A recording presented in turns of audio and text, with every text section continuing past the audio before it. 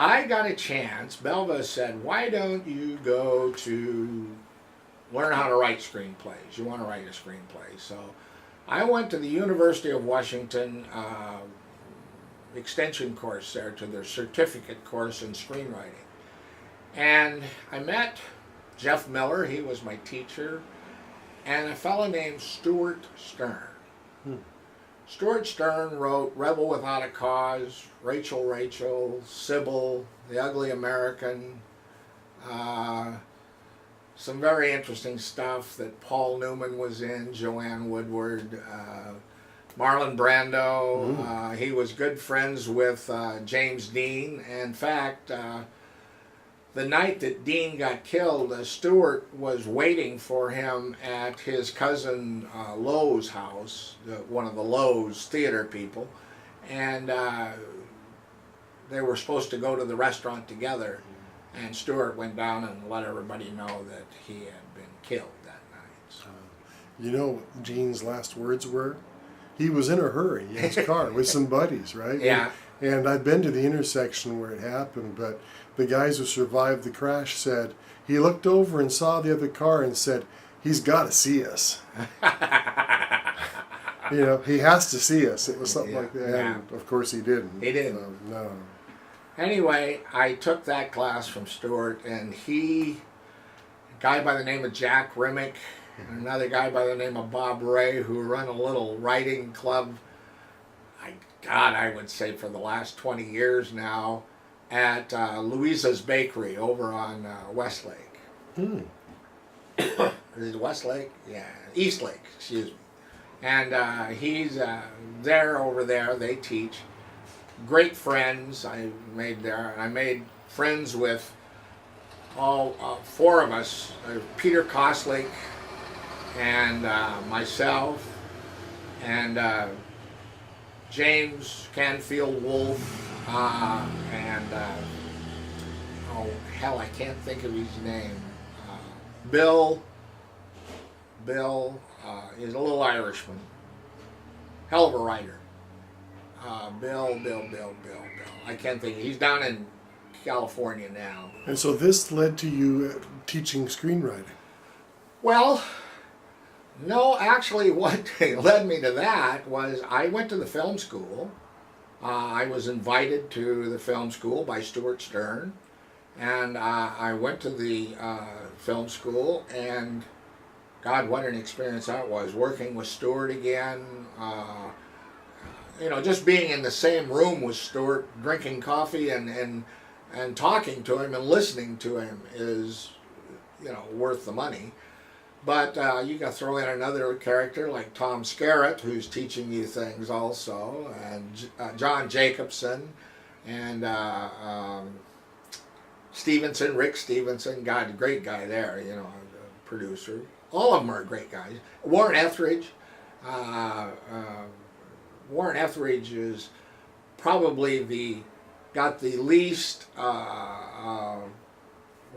background, but he's terrific at story and interviewing, and he did a great job too. So all of them did, and it's 3 weeks. It's an intensive film school that you do in 3 weeks, and for 5 days a week you go 12 hours a day. And for Saturday, you only go 8 hours. So, and you get Sunday off. Slacker. But after that, I joined the Northwest. Well, actually, I joined it earlier. The Northwest Screenwriters Guild, and I got on the board of directors. I was asked to sit on the board of directors. And I took over the position or the chair of the what they called the compendium. And in the old days, our compendium, you had to put in a script that had to be accepted by the compendium as industry standard, so that you didn't embarrass the guild when you sent your script out under the auspice of the guild. And so I had to learn what industry standard was. And so I met a guy that I really liked and went to see him. And His name is David Trottier. He writes the Screenwriter's Bible. And the Screenwriter's Bible is, I have all of the editions of the Screenwriter's Bible, and there's always one on my desk, and as you can see, I use the hell out of it.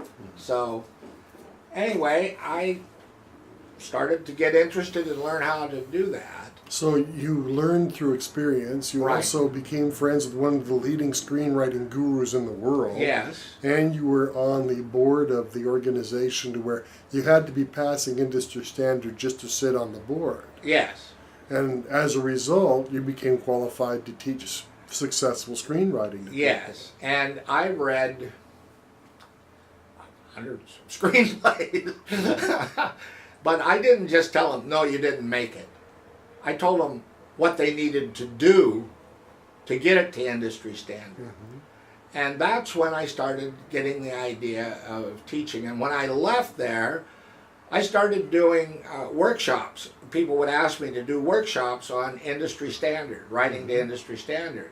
And then later, I decided to do one-on-one mentoring. And so I do one-on-one mentoring. And the idea in that is, it's great to have a book on screenwriting. It's great to read books. Everybody should.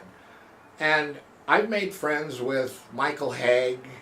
I met and got along great with, he's a great guy, Christopher Vogler, who wrote The Hero's Journey.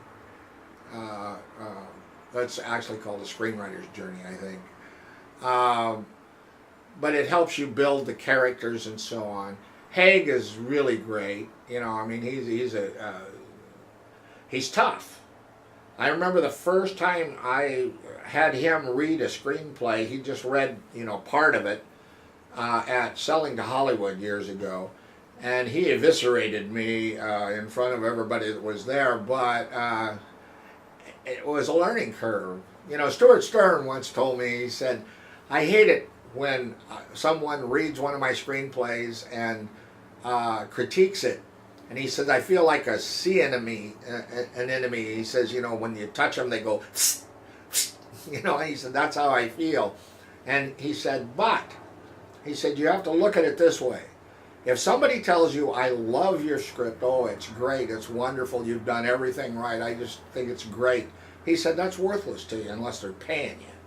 But he says, if they tell you something they didn't like, something they didn't understand, or a mistake that you made," he said, "those are gold nuggets, because you can fix those."